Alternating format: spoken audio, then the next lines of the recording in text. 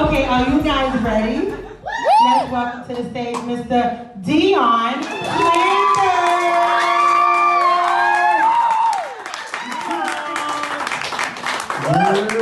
How y'all doing out there? Y'all look good, y'all look good. Ladies, if you look good, make some noise. Fellas, if you feel like the ladies look good, make some noise. Oh, so someone's lying out here. Yo, but this venue's dope. It's kind of giving me like Great Gatsby vibes.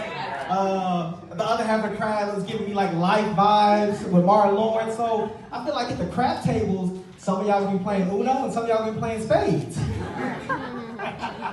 But on a more serious note, I got fired from my job. No, it was totally my fault. It was my fault. But one thing about me is I'm late. And another thing about me, if y'all can guess, I'm also black, so they wanted to say. Yeah, so I'll tell you about this story about how I got fired. Let me see. So I woke up late, get to my computer. That's one thing about me. I'm the type of person that would jeopardize my whole entire career to hit that snooze button 3 times. I'm talking about, I don't need this job.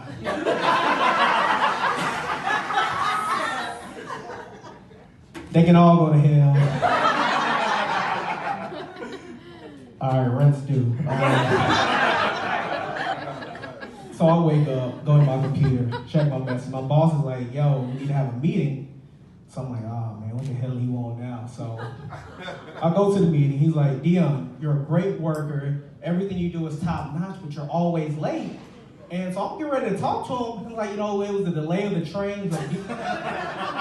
It's like, Dion, you work from home. So I'm scrambling, like Mike Vick in 2000. So I'm like, the reason why I am late all the time is because I lack diversity in my workplace. I'm the only black person that lives here. So I'm looking at him to see if he's gonna buy it. Like, is that good enough? Is that good enough? He says, Dion, you got a point. This company lacks diversity. We really need to be more inclusive. So we're thinking about making you the chief diversity officer. I'm just like, all right, does that come with a raise? He's like, no, but you get the opportunity to lift every voice and sing. I'm like, nah, that's not good enough. I said, what else would it take? I want to plan the company lunch every Friday. He said, you got a deal. I was like, Popeye sandwiches year round. Run it up. So, I don't really know what to do as a chief diversity officer. So I'm like, all right, company t-shirts. FUBU, we good there. I'm on LinkedIn doing Black History posts. I'm like, this day 20 years ago, Steve Harvey's show debuted. I really didn't know what to do with this. So, but 2 weeks later, he's coming in, Dion, you're doing a great job. The company is really taking on an urban vibe. I'm just, does that mean good or bad? I don't know. So he's like, with that, we have our annual sales meeting coming up, and we like you to pick out the keynote speaker. I'm like, are you sure? He said, yeah, I think you do a great job. What's your constraints? What's my resources? He's like, keep it under a few $1,000s. I was like, all right, bet, we about to go find something. So I go back to my office, aka my bedroom, after playing a few games of Madden.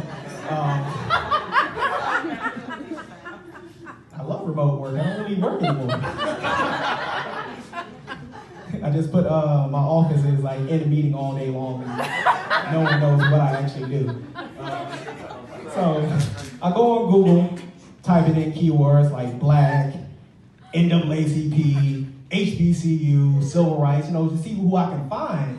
And then I'm typing in all of that, I see the results, and like Google's like, did you mean Claire Huxtable?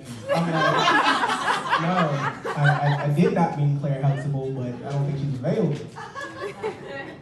So I'm scrolling down, and believe it or not, I found a Nigerian Howard University graduate who's a member of the NAACP and wrote a few books. So I'm like, yo, this checks all the boxes. I'm like, bet, I signed her up. She's ready to go. 2 weeks later, it's the time of the annual sales meeting. It's like, Dion, we want you to come introduce your guest speaker. So I'm like, y'all make some noise. This is one of the most genuine, authentic, realest speakers you're ever gonna find. Y'all make some noise for Mrs. Rachel Dolezal.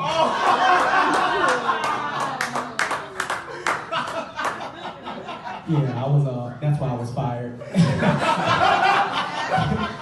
But it's all good though. Tyler Perry hit me up. He said, I want you to be in a new movie.